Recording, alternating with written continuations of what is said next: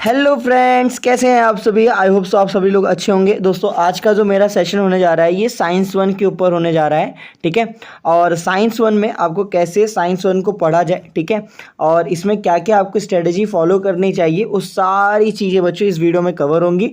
तो प्लीज़ बच्चों इस वीडियो को एंड तक देखिएगा। आपके जो भी डाउट्स होंगे बच्चों साइंस के रिलेटेड, सारे के सारे डाउट्स मैं यहाँ पे आप लोगों को क्लियर करके देने वाला हूँ, ठीक है। नाउ सर, बेसिकली जब भी बच्चों आपको साइंस वन अगर स्टार्ट करना है तो आपको साइंस वन स्टार्ट करने का मतलब है कि भैया फर्स्ट ऑफ ऑल तो आपको सारी चीज़ें समझनी पड़ेंगी। अगर आप बच्चों समझोगे नहीं ना, अगर आपको कॉन्सेप्ट्स जो साइंस का मतलब उस चैप्टर में दिया गया है, उस पर्टिकुलर चैप्टर में जो भी कॉन्सेप्ट्स दिए गए हैं, अगर आप उनको समझोगे नहीं ना बच्चों, तो फिर वो चीज़ें फिर आपको बाय हार्ट नहीं होंगी, लर्न नहीं होंगी, काफ़ी तकलीफ हो जाएगा, ठीक है। तो फर्स्ट ऑफ ऑल तो आपको से मैं यही बोलूँगा कि आपको जैसे कि ये पहला चैप्टर है ग्रेविटेशन, तो आपको क्या करना चाहिए कि ग्रेविटेशन के रिलेटेड जो भी कंसेप्ट्स हैं, यानी कि ग्रेविटेशन मतलब क्या क्या बेसिक्स हैं, ग्रेविटेशन क्या होता है, ग्रेविटी क्या होती है, आया कैसे, और फिर उसके बाद किस डायरेक्शन में फ्लो होता है, मतलब ये सब चीज़ें आपको थोड़ी सी बेसिक नॉलेज सा ले लेना चाहिए, और इतना आप सभी के पास रहता भी है। अच्छा, फिर उसके बाद आता है बच्चों कंसेप्ट्स। कंसेप्ट्स क्या होते हैं, जैसे कि आपके ग्रेविटेशन चैप्टर में कंसेप्ट्स में बात करूँ, जैसे सेंट्रीपिटल फोर्स हो गया ना, Newton universal law of gravitation हो गया, फ्री फॉल हो गया, एस्केप वेलोसिटी होगी। तो बच्चों ये सब जो चीज़ें हैं ये आपकी बेसिकली हैं कंसेप्ट्स। अब इन कंसेप्ट्स को बच्चों आपको चाहिए कि आपको ये कंसेप्ट्स क्लियर कर लीजिए, आपको जितना हो सके आप इन कंसेप्ट्स को अच्छे तरीके से क्लियर करिए, और देन बच्चों आपको इसके बनाने हैं प्रॉपर नोट्स। क्या बनाने हैं बच्चों? प्रॉपर नोट्स, ठीक है। I hope so you all of are getting understand. आपको क्या करना है, पहली बात तो आपको करना है ग्रेविटेशन चैप्टर। जैसे आपने चैप्टर ग्रेविटेशन स्टार्ट किया तो आपने ग्रेविटेशन से रिलेटेड जो भी चीज़ें हैं आपने पढ़ा, ठीक है।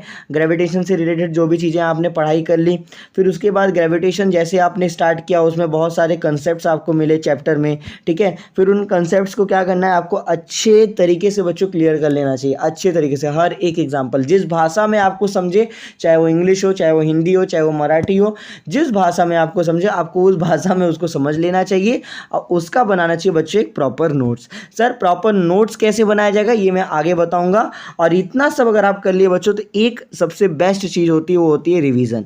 अगर बच्चों आप ये नहीं किए तो फिर आपका इतना सब करने का कोई वैल्यू नहीं रह जाएगा। इतना बात आप समझ जाइए। आपको एक रेगुलर टाइम पीरियड के बाद आपको चीज़ों को रिवाइज करने जानी है, समझ में आया। ऐसे ही एक मराठी में कहावत है बच्चों, पुढचा पाठ मागचा सापाठ, मतलब आगे की पढ़ाई और पीछे का सब भूल गए, ठीक है। तो ये तो आगे जैसे जैसे पढ़ते गए पीछे का सब भूलते गए, तो ये चीज़ नहीं। अब आपने ग्रेविटेशन पढ़ा तो आप तुरंत आप किस पे आ जाते हो, पीरियोडिक क्लासिफिकेशन पे। तो क्या आपने कभी ग्रेविटेशन को रिवाइज किया? नहीं, सीधा पीरियोडिक क्लासिफिकेशन। अब पीरियोडिक क्लासिफिकेशन पे आ गए तो वहाँ पे पीरियोडिक टेबल के बारे में पढ़ोगे, डॉबिनेटर के बारे में पढ़ोगे, न्यूलैंड के बारे में पढ़ोगे, नई नई चीज़ें आ गई आपके पास। तो ये सब चीज़ें जब आपके पास नई नई आई तो दिमाग अब क्या करेगा, नई नई चीज़ों को कैप्चर करना शुरू करेगा, तो पुराने वाली चीज़ें जो होंगी वो क्या होगा बच्चा, वो आपका भूल जाएगा। तो इसी के लिए जब भी आप नया चैप्टर स्टार्ट करें उससे पहले आपको पुराना वाला जो चैप्टर है उसको रिवाइज करना बहुत ज़रूरी है। समझ में आया? और ये कैसे करोगे? नोट्स के द्वारा। अगर आप जो नोट्स बनाते हो उस नोट्स से ही आपको रिवाइज करनी है, ठीक है। चलो आपको बताते हैं नोट्स कैसे बनाना चाहिए, how to make the notes, ठीक है। तो फर्स्ट ऑफ ऑल मैं इतना बोलूँ, notes is a summary of that particular topic, okay, not toffee, a topic.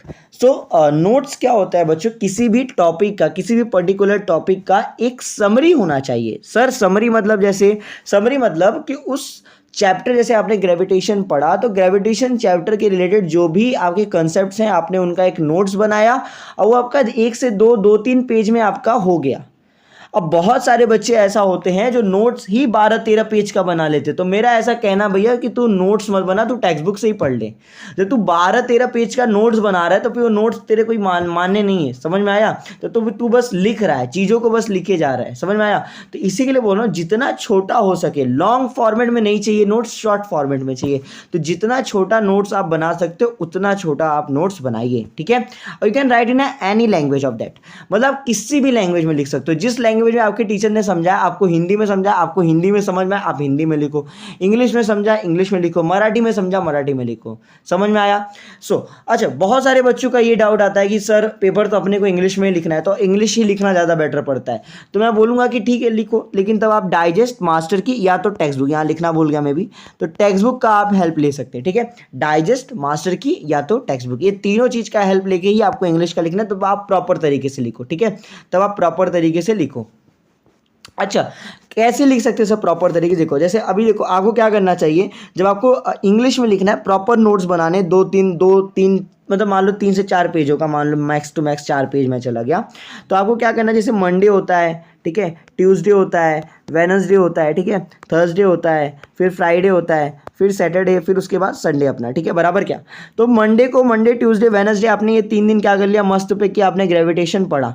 ठीक है, अब थर्सडे फ्राइडे 2 दिन बैठ के आप इसका नोट्स बना लो, और सैटरडे संडे बैठ के इसको रिवाइज करो। मतलब आपने एक हफ्ते में एक प्रॉपर तरीके से आपने चैप्टर कंप्लीट किया। कैसे सर?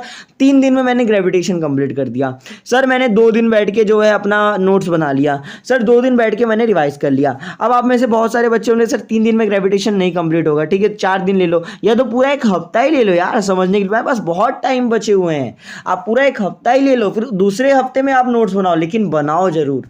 और बहुत सारे बच्चे ऐसे होते हैं जो साथ साथ में बनाते चलते, तो वो भी अच्छा है, आप साथ साथ में बनाओ, तो आपके नोट्स बनाने के जो टाइम बाद वाले होंगे वो बच जाएंगे। ठीक है, आपको सिर्फ रिवीजन करना है। ठीक है, तो बच्चों all everything depends on you, that's why, simple सी बात है कि सारी चीज़ें आपके ऊपर निर्भर करती हैं कि आपको पढ़ना कैसे। अगर आप पढ़ना चाहते हो तो आप कैसे भी पढ़ सकते हो। ठीक है, तो ये आपके ऊपर डिपेंड होती है। थर्ड चीज़, बच्चों आपको रट्टा नहीं मानना है। साइंस एकमात्र ऐसा सब्जेक्ट है, या साइंस 1 की बात करूँ, साइंस 2 में तो थोड़ा बहुत हो जाएगा, बट साइंस 1 की अगर मैं बात करूँ बच्चों, तो यहाँ पे प्लीज़ आप रट्टा मत मानना। रट्टा मारोगे ना बच्चों, ये चीज़ बहुत फिर दोबारा आपको बहुत पछताएगी, और ऐसा दबा के आपको फिर आपको ऐसा मारेगी ना, फिर आप कहीं के रह नहीं जाओगे अगर आप आज इसको रट्टा मारे।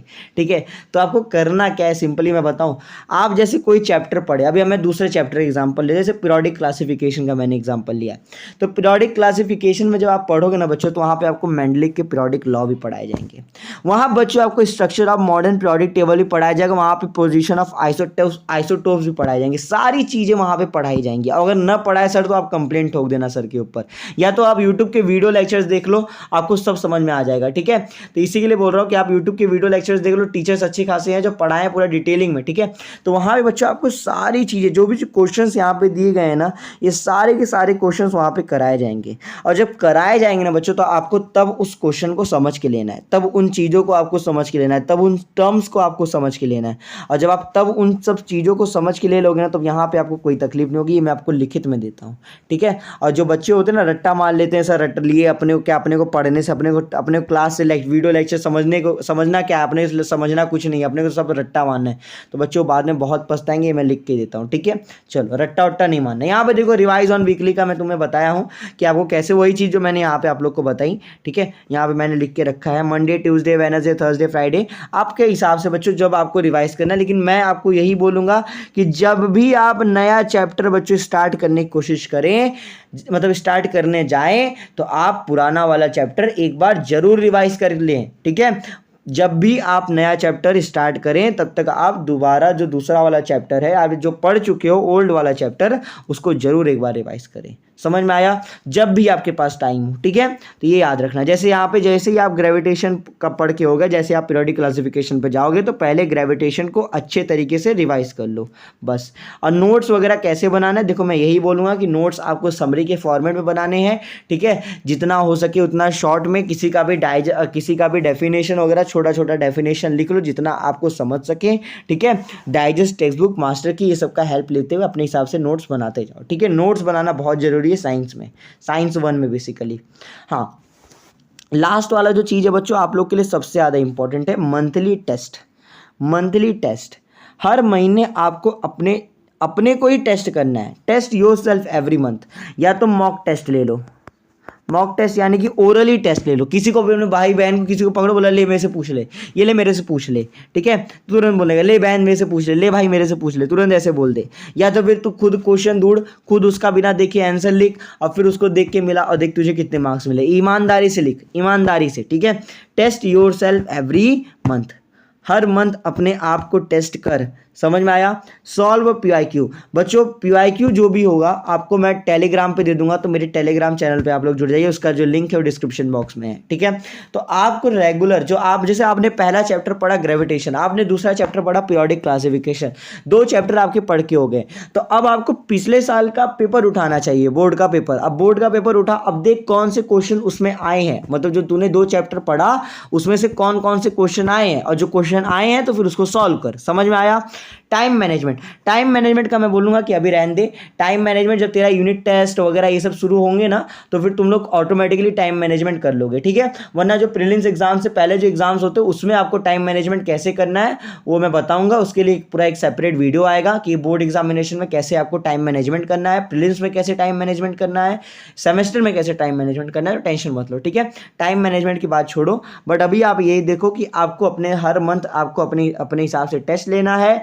पीवाईक्यू में अगर कोई क्वेश्चन, जितना चैप्टर आपने पढ़ा उन दोनों चैप्टर के आपके क्वेश्चन ढूंढने हैं, उनको सॉल्व करना है। समझ में आया। I think you all are getting understand. Okay, now thanks for watching my video. बच्चों आपको यही बोलूँगा कि बस लगे रहो, मेहनत करो। साइंस 1 बहुत ईजीएस्ट चैप्टर है, इसको डिफिकल्ट लोग बना देते हैं क्योंकि क्या होता है कि पढ़ते ही नहीं है, और पढ़ते ही नहीं है तो इसलिए लास्ट में जाके फिर डिफिकल्ट बन जाता है। तो इसलिए बहुत ईजी चैप्टर है, तो इसको बहुत ही अच्छे तरीके से आपका काम हो जाएगा, ठीक है। अब साइंस 2 के लिए भी जल्दी वीडियो आएगा कि साइंस 2 में कैसे पढ़ा जाए, फिर धीरे धीरे ऐसे करके सारे सब्जेक्ट के लिए आएंगे, ठीक है। मिलते हैं दोस्तों नेक्स्ट वीडियो में, तब तक के लिए जय हिंद, जय महाराष्ट्र, स्वस्थ रहिए, मस्त रहिए।